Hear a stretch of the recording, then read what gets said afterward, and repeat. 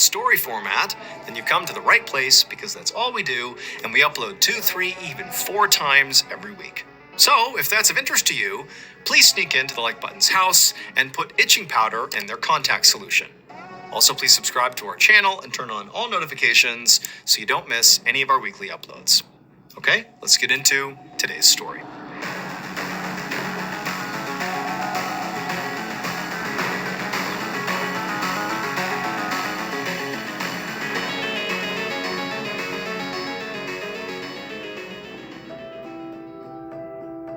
One afternoon in September of 1951, a 53-year-old father named Adolphus Eller carried a large cardboard box from his car toward a boarding house in the city of Winston-Salem, North Carolina. He took the box inside and then went down a hallway and then into the room where his 21-year-old daughters, whose names were Bobby and Betty, were busy unpacking. Now, for Bobby and Betty, they were both really excited about moving into this boarding house. They had recently decided to, at the same time, move out of the home they'd grown up in, which was in a town about an hour away, which is where their dad, Adolphus, and his wife were currently living. They decided to move here and get a job at a cigarette factory. They were both going to work there and live in this boarding house, and it was like a big deal for them. They were, becoming adults. And so for them, they were really excited, but, for their dad, Adolphus, it was bittersweet. On the one hand, he was incredibly proud of them for becoming adults, so to speak. But on the other, it was, sad to see his little girls becoming adults. And so even though they were now, off on their own, they were still together, literally living in this boarding house together and working at the same factory. And so he knew that even though he couldn't be there and neither could their mom, to make sure they were okay, they would have each other, they'd look after each other, and so in a way, he knew they'd be okay. So Bobby and Betty, they were not just, close siblings. They were actually identical twins. I mean, they had a really, really deep bond that likely only comes with being a twin. And even amongst, identical twins who are very close with their sibling, it seemed like Bobby and Betty had like a really intense relationship that really went way past whatever was normal amongst identical twins. I mean, they really leaned into being identical twins. So they both were 5'3". They both had sort of round faces and dark hair, and they made sure they always styled their hair exactly the same way. But then just beyond their physical appearances being obviously very similar and, styling themselves to look very similar, they also had very, very similar personalities and interests, almost to the point where it was forced. They were both very social, very outgoing, and they both played the piano, and they sang in the glee club at school, and they both made good grades. But also, they seemed to share things that didn't seem possible really to share. For example, they had a tendency to get sick at the same time, but with illnesses that were not necessarily contagious. Like one time, Bobby had developed an abscess on one of her teeth, and she was really sick from it. And kind of inexplicably, Betty got an abscess in her tooth. Like, this is not something she could feign. It was like she just developed the exact same thing at the same time as her twin sister. And then any time, although it was pretty rare, that the sisters were different in some capacity, often because it was forced on them in some way, the sisters would very intentionally sort of do things to recorrect and become similar again. For example, when Bobby had to get glasses because she had bad eyesight, Betty begged to get glasses herself, despite the fact her vision was much better than Bobby's, but she still got those glasses so they could be the same. And now, their big move out of the house involved getting the exact same job at the same factory and living in the same room in the boarding house. And so it really was just a continuation of the same behavior they had always exhibited. Now, there was a part of Adolphus and also his wife that, secretly hoped that Bobby and Betty might eventually become more independent of each other. Like, that seemed like the healthy route for them to eventually take. But as he set down the last box of their things on the floor and looked at his daughters, who had the same identical excited smiles on, he actually found himself feeling grateful that they were kind of taking this leap in tandem like they always would. He just felt like, I just feel like this is a good intermediary step. Let them be dependent on each other for now.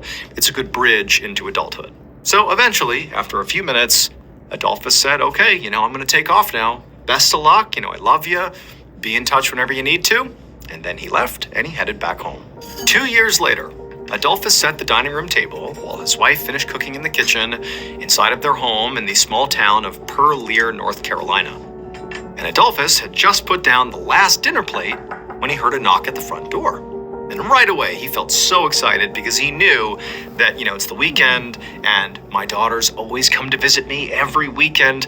That's them. Bobby and Betty are here. They're here for dinner. They're going to stay for the weekend. And Adolphus and his wife, they really cherished their time with their daughters ever since they had left to go to the factory. So Adolphus very excitedly heads to the door and he opens it up and he's really surprised at what he sees. It was Bobby, but Betty wasn't there. And when he said, where's Betty? Is she in the car? Bobby said, no. And then also Adolphus took stock of the fact that Bobby had some luggage with her and she looked really sad, depressed almost. And he said, Bobby, what's going on? And she said, I hated my job at the factory. I hated it. So I just quit and I'm coming home. And Betty, she doesn't hate her job. She's going to stay. She's going to keep working at the factory and continue to live out there. And for Adolphus, this really is a huge shift in their behavior. This is not something that these twins ever really did. They did basically everything together. Even if one didn't necessarily want to do the thing the other was interested in, they would often just do the same things, again, to sort of mimic each other and be similar and just do everything the same. And so the idea that they're doing such drastically different things, one coming home and leaving the job, the other continuing to live out on her own, was just a huge departure. And then on top of that, Adolphus said to Bobby, he's like, okay, well, of course you can stay here. Of course you can come home. But where's Betty? Is she going to be here for the weekend? Is she going to come home and visit with you? She can keep working there, but is she visiting this weekend? And Bobby was like, no, she's going to stay. She's actually not coming home this weekend. She's decided to stay. And so again, it just felt like, what's going on here for Adolphus and his wife? This is a crazy big shift. But, very quickly Adolphus said, look, just come on in, have dinner, get situated, we'll talk about this, we'll figure out, what your next steps need to be. But of course, you can stay here and everything will be fine. And so Bobby, she picked her stuff up, she came inside, but then she quickly said she was not hungry and did not want to eat with them. And then she just went up to her bedroom, brought her stuff inside the room, shut the door, and didn't come out again. I'm back. I'm really back. Why am I here? I'm not dead, right? This place is an absolute death trap. We need to get out of here. Stop the car. Betty! Now. And over the next 2 years, Bobby continued to basically just stay in her bedroom. She rarely left her room. She just closed herself in there and shut down almost entirely. She never talked to her parents about really why she left the factory or what she hated so much about the job that forced her to quit. She didn't talk about anything. She didn't reconnect with old friends or seek out new ones. In fact, she became incredibly introverted. Whereas before, when she and her sister were both living under this roof, they both were very extroverted. They were always out doing social things. And now, Bobby is like a recluse in the room. She also was not showing any sign of making moves to change her current situation. She wasn't seeking a job. She wasn't looking for new opportunities. It was like she sort of had just declined to the point where she just was going to stay in her bedroom in perpetuity.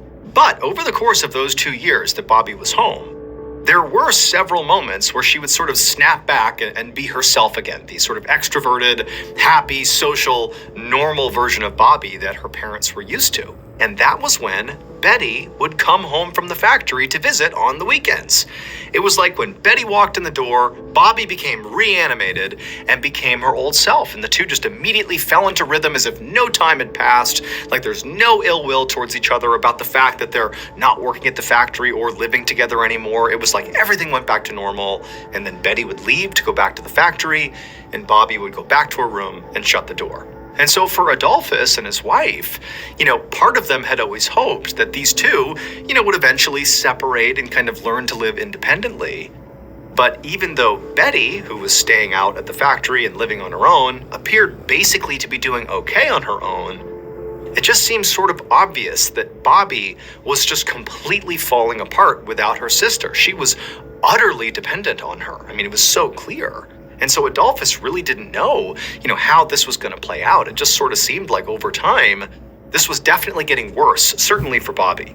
But around the time that Adolphus and his wife are sort of trying to figure this out, what to do about Bobby, 2 years in to her being home, right around that same time frame, so 2 years in, Betty sort of inexplicably came home one Friday and said, you know what, I quit the factory too, and I'm going to live here as well. And in a weird way, Adolphus and his wife were relieved because it meant that realistically the daughters would almost certainly fall back in step with each other and return to their normal selves. And really, for Bobby's sake, it seemed like this would be an enormous, plus in her life. I mean, she really was falling apart here, and they had seen how happy she was every time Betty came home to visit over those 2 years. And so there was a relief that Betty was home. But there was also it didn't really make sense that Betty was quitting her job. I mean, really, it seemed like she liked her job. She seemed to be doing well on her own.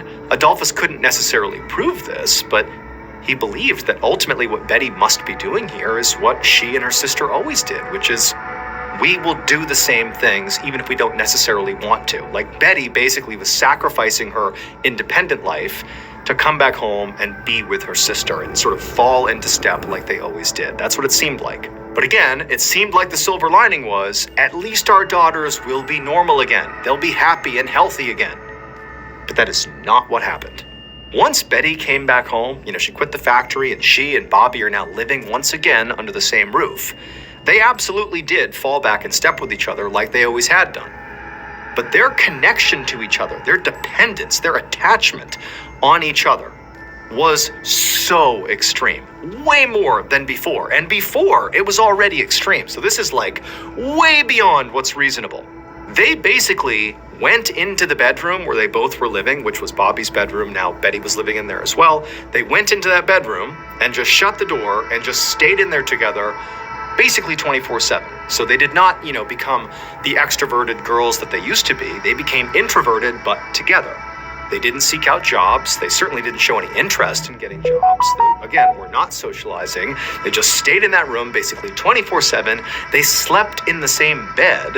And then in the rare times that they would leave the bedroom, they would walk side by side, like they were touching shoulders, like everywhere they went. They had to basically be on top of each other. And they also moved almost like in sync, like robots. They were just doing the exact same thing. And then anywhere they went, they could not separate. Like any room they went to in the house, they were together. Go to the bathroom, they're going together. I mean, everything was together. It was a level of attachment that the parents had never seen before. Now, of course, Adolphus and his wife were concerned about this. They didn't really know even what to call what they were seeing. It just seemed like codependency to a fault. But they were sort of hoping that, eventually the girls would kind of level out again and they'd get their lives back on track, even if they retained that really intense bond. But then it got worse. In addition to basically shutting themselves in this room all the time and, never being apart from each other, they also stopped eating. At first, it just seemed like they were, just not interested in dinner. Adolphus would go up to the bedroom and he'd knock on the door and it would open a crack and both Bobby and Betty's faces would come to the door at the same time. And Adolphus would say, hey, dinner's on the table. Do you want to come down to eat? And the girls, without even looking at each other, would say in perfect unison, we're not hungry. And then they would shut the door. And it was like, okay, I guess they just don't want to eat.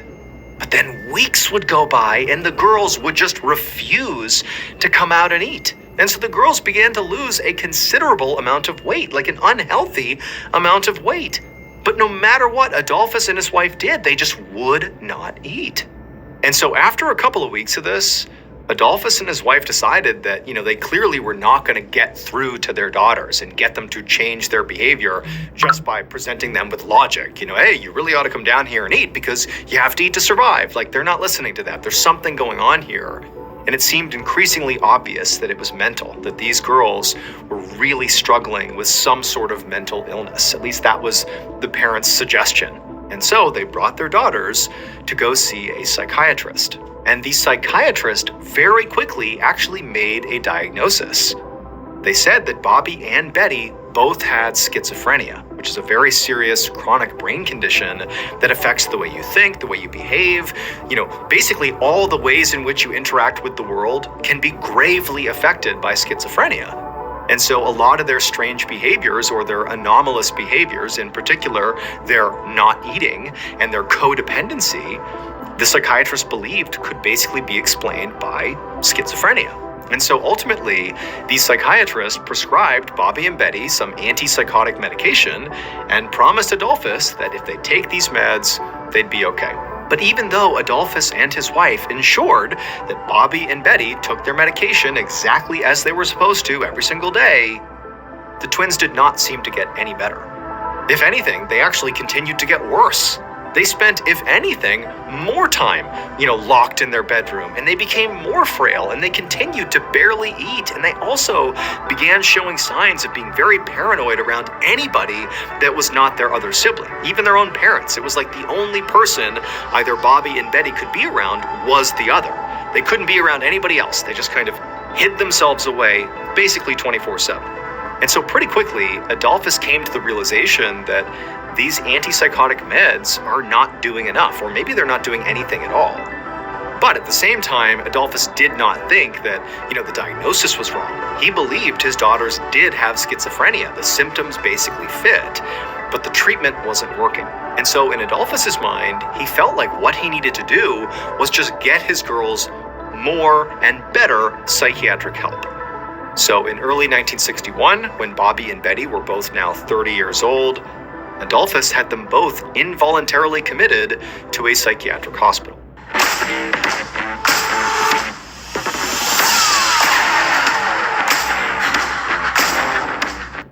And at first, it seemed like this hospital stay was exactly what the girls needed. Because, they gained weight back pretty quickly because they were being forced to eat, and they were also being monitored effectively 24/7, and they were given proper medication, and, they were just kind of comprehensively looked after, and so pretty quickly they got better. And also the girls were allowed to stay in the same room together. They really never separated them, which was an important part of their recovery, is they had each other. And so after several weeks in the hospital, they were deemed, healthy and back to normal, so to speak, and they were discharged. But pretty much immediately, once they got back to their family home, they regressed right back to being, secluded in the bedroom, not eating, and being completely introverted and completely not normal, not healthy. And so, again, they were committed. And again, they got better while they were at the hospital, but then once they were discharged and back home, they got worse again, over and over and over again, for over a year. It was like they were in and out of the hospital. It just didn't seem like they were making any real progress. And so eventually, Adolphus and his wife and several doctors and nurses that had treated the two girls over the past year during their numerous hospital stays, eventually they all kind of came to the conclusion that it could be possible that what was happening here is these girls had schizophrenia, and that was kind of the root cause of all their issues. Or maybe it was just their intense dependency on each other that was effectively causing all their problems. That what could have been viewed as like this timeless bond between siblings was actually like a really deeply unhealthy codependency where they were so enmeshed in the other that like they couldn't grow as people and become independently functioning adults, that they were kind of stuck, and that unless drastic action was taken, they would continue to be stuck and continue to decline, or at least spiral the way they had been. And so a decision was made to, without asking the girls, to forcibly separate them and see if that made a big difference. And so on April 11th, 1962, Bobby and Betty were both once again committed to the hospital. Except this time, for the first time, they were separated. They were put in literal opposite ends of the hospital in totally separate wards, and they completely lost their minds. The girls begged and screamed and demanded to be kept together. But the staff said, nope, it's for your own good. A few hours after the girls had been separated at the hospital, so this is the first time they're being kept apart. This is like 1 a.m. on the morning of April 12th. Adolphus was at home asleep when his phone rang. And he was confused because it's the middle of the night, like who's calling him? But when he picked up the phone, he heard a hospital doctor's voice on the other end, and the doctor sounded completely frantic. And he tried to explain to Adolphus what was going on. Adolphus was aware of the fact that the girls were going to be separated, but everything the doctor was saying about what had followed after the separation just didn't make any sense. And he was trying to clarify, like, what are you talking about? But the doctor finally just paused and then just clearly stated basically the disaster that had unfolded after the separation, that something they could have never planned for has happened, and even the doctor didn't really know what to make of it. And when Adolphus heard this, he just sat there on the phone, completely frozen, having no idea how to react. Over the next few days, doctors at that psychiatric hospital tried to come up with a rational, scientific explanation for what happened on the night that Bobby and Betty were separated. But they couldn't figure it out. So, in an effort to figure it out, they called in the North Carolina State Board of Investigators for some help. But they couldn't figure it out. And so they called in the FBI. And the FBI couldn't figure it out either. Nobody had any idea how this could have happened or why. And so as this story naturally began to leak out to the press and began circulating in newspapers all over the country as like this unbelievable mystery, a lot of people, as they saw the story, began to wonder if maybe the explanation for what happened after these girls were separated is not rooted in science. Maybe what happened is something that we as humans, we can't really understand, but it doesn't make it any less real. It would turn out at 12:55 a.m. on the night or early morning that Bobby and Betty were separated in the hospital. A nurse in the ward where Bobby had been moved to was doing her regular rounds. And when she got to Bobby's room, she found Bobby lying in her bed on her side, and she was dead. About 5 minutes later, at 1 a.m., a doctor went to check on Betty in the ward where she was on the other end of the hospital, and this doctor found Betty was also dead in her bed, lying in the exact same position that Bobby was. But the strange thing is there was no obvious sign of what killed them. There was no sign of illness. There was no sign of self-harm. There was no sign of violence or foul play. It was like, inexplicably, both of these girls were just dead. And then even after doing multiple autopsies, nobody could figure it out. Like, there wasn't a reason that they died. Forget foul play, forget how it happened. There wasn't a medical diagnosis for what killed them. They just suddenly died. And so the only real conclusion they had was that somehow the twins had died from no apparent cause at almost the exact same time. The twins' cause of death was officially listed as ill-defined and unknown. The only theory that anyone has been able to come up with